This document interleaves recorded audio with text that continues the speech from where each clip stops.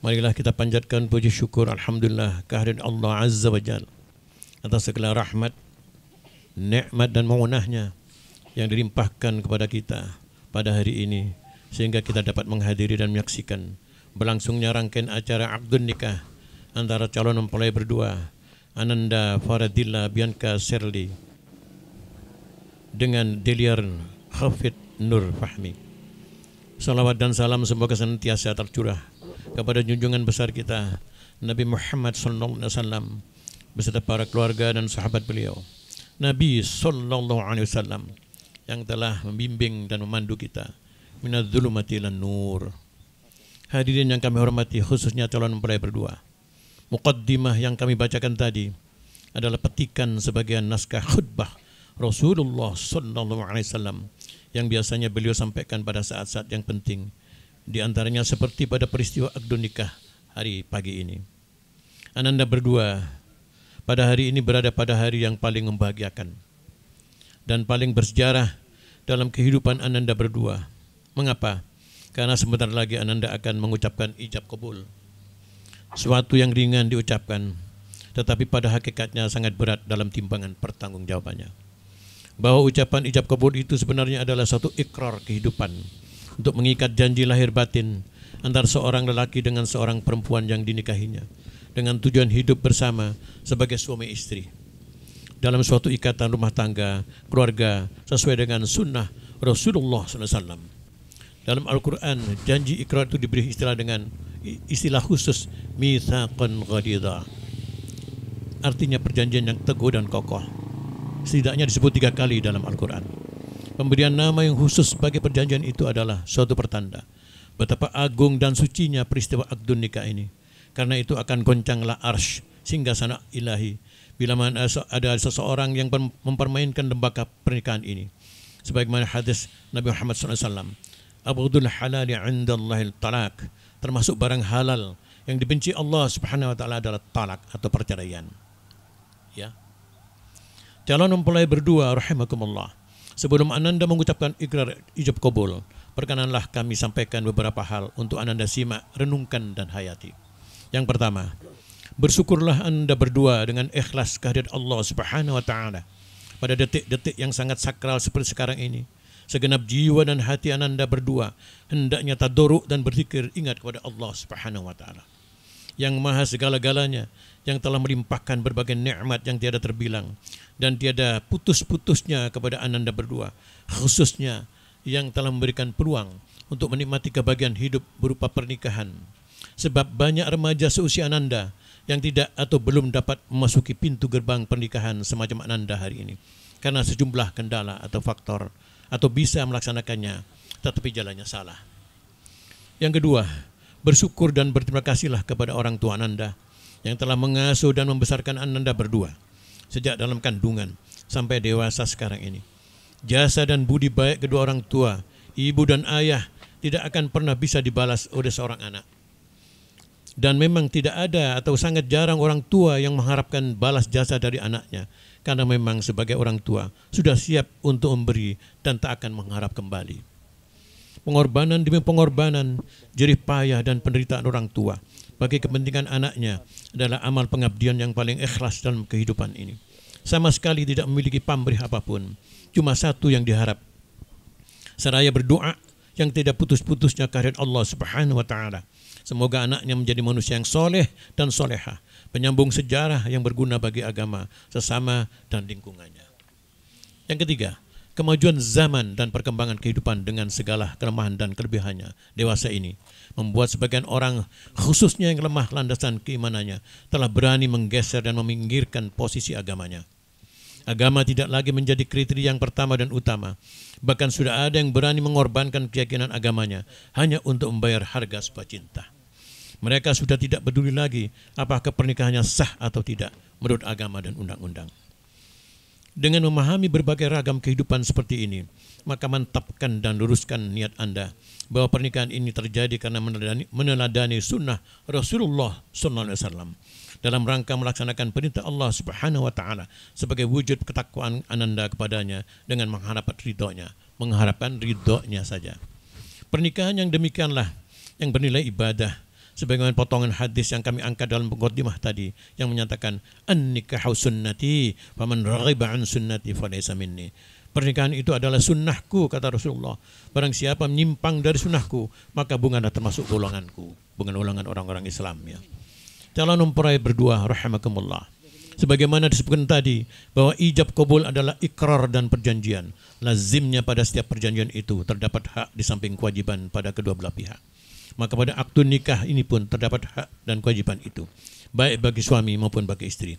Sebagaimana firman Allah Subhanahu wa taala, "Walahunna mithlul ladzi 'alaihinna bil ma'ruf walirrijali 'alaihinna darajah wallahu 'azizun hakim." Al-Baqarah 228. Dan para perempuan mempunyai hak yang seimbang dengan kewajibannya menurut cara yang ma'ruf atau yang baik. Akan tetapi para suami mempunyai satu tingkatan kelebihan di atas mereka para istri. Dan Allah Maha Perkasa lagi Maha Bijaksana. Ayat di atas memberikan isyarah, petunjuk, pertanda bahwa apa yang merupakan hak bagi istri itu adalah kewajiban yang harus dicukupi oleh sang suami. Dan sebaliknya apa yang merupakan hak bagi suami itu adalah kewajiban yang harus dilakukan oleh sang istri. Tetapi masing-masing berjalan di atas posisi dan fungsinya. Suami adalah kepala, pemimpin, pelindung perempuan.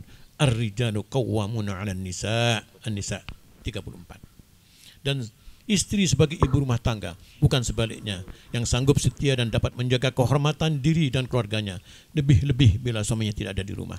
Fas-solihatu qanitatun hafizatun lil ghaibi bima hafidallah. An-Nisa 34. Sebagaimana dibacakan tadi oleh qari. Kebaikan yang disebut dengan bil ma'ruf dalam ayat di atas adalah merupakan jiwa atau dasar dalam melaksanakan kewajiban dan menuntut hak menuju tercapainya tujuan pernikahan. Calon mempelai berdua rahimakumullah. Lantas apa tujuan pernikahan itu? Ini ya, penting ya. Tujuan pernikahan dalam Islam adalah untuk memenuhi tuntutan hajat tabiat kemanusiaan, berhubungan antara lelaki dan perempuan dalam ikatan pernikahan yang sah untuk membentuk keluarga yang meliputi rasa tentram, sakinah, dalam jalinan kebahagiaan cinta, mawaddah dan kasih dan kesejahteraan yang diwarnai kasih sayang warahmah, agar dapat melahirkan anak keturunan yang soleh solehah serta berkualitas menuju terwujudnya rumah tangga bahagia sejahtera fid dunya wal akhirah di bawah keridhaan Allah Subhanahu wa taala. Sebagaimana firman Allah dalam Quran surah Ar-Rum ayat 21. Wa min ayatihi an khalaqalakum min anfusikum azwaja litaskunu ilaiha wa ja'ala bainakum mawaddatan wa rahmah inna fi dzalika laayatin liqaumin yatafakkarun. Dan di antara tanda-tanda kekuasaan atau kekuasaan Allah ya, ialah Dia menciptakan untukmu istri-istri dari jenismu sendiri supaya kamu cenderung dan merasa tentram kepadanya, sakinah. Dan dijadikannya di antara kamu rasa kasih dan sayang, mawaddah wa rahmah. Sesungguhnya pada yang demikian itu benar-benar terdapat tanda-tanda kekuasaan Allah bagi kaum yang berfikir. Calon mempelai berdua rahimakumullah. Untuk mencapai tujuan pernikahan tersebut, Rasulullah SAW telah memberikan petunjuk. Antara lain melalui sebuah hadis beliau yang sederhana tetapi memiliki implikasi yang dalam maknanya yang diriwayatkan oleh Ad-Dalami sebagai berikut. Arba'un min sa'adatil mar'i an takuna zawjatuhu salihatan wa auladuhu abraran wa khulatuhu salihin wa an yakuna rizquhu fi baladih. Bahwa kebahagiaan dan ketentraman keluarga atau rumah tangga itu dapat dicapai melalui terpenuhinya 4 perkara. Perkara yang pertama, antakuna zaujatu salihatan, yaitu keserasian antara suami istri yang ditandai oleh istri yang solehah dan suami yang soleh.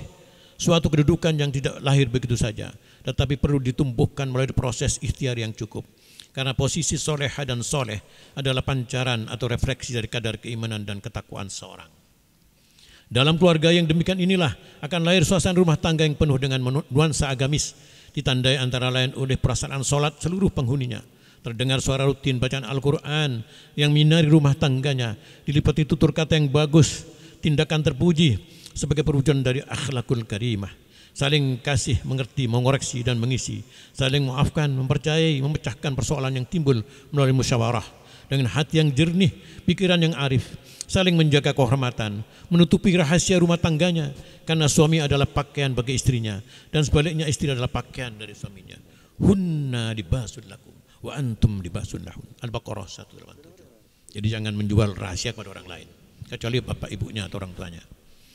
Perkara yang kedua, wa auladuhu abraran, mempunyai putra-putri yang memiliki kepribadian yang utuh terdidik, bukan jiwa yang pecah atau personality, yaitu anak yang keturunan yang soleh dan solehah, yang di samping memiliki pengetahuan umum dan keterampilan, tapi juga memiliki basic pendidikan agama yang kokoh, yang akan memberikan sibrah dan wawasan kepada sikap mental, moral dan pendidikannya, sehingga anak yang merupakan amanah Allah Subhanahu wa taala yang dipercayakan kepada kedua orang tuanya tidak hanya bisa mendoakan orang tuanya waladun soleh yad'una, tapi bahkan mampu menjadi tambatan hati dan penyejuk mata, qurrata ayunin, yang mampu meneruskan risalah Islamiyah, berbakti kepada orang tua serta mengabdi kepada Allah Azza wa Jalla.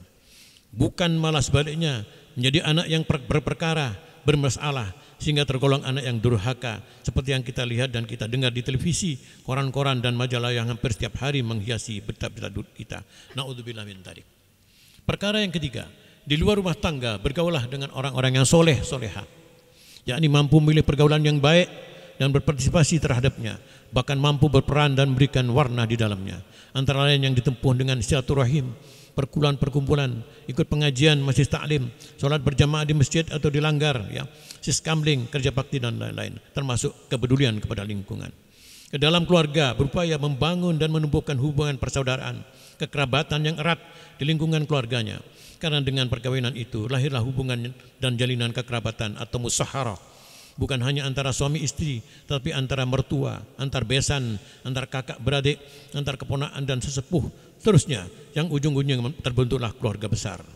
Disinilah seorang istri atau suami dituntut ketajaman pengertiannya, kearifannya, sifat dan sikap kekeluargaannya, kepeduliannya, terutama kepada kerabat-kerabat dekatnya, sebagaimana ketuntunan Rasulullah SAW, yang kebetulan punya kelebihan rezeki membantu yang tidak punya, atau yang lemah, dan yang lemah mendoakan kepada keluarga yang kebetulan dititipi amanah kekayaan dan kemampuan dari Allah Subhanahu wa taala, yang telah memberikan kepeduliannya kepadanya dengan tulus, ikhlas lahir batin, dan hanya mengharap ridha Allah semata, sehingga terbentuklah hubungan silaturahim dan ukhuwah sebagai pancaran dan akhlak yang baik dengan kehadiran yang memberikan manfaat bagi lingkungannya.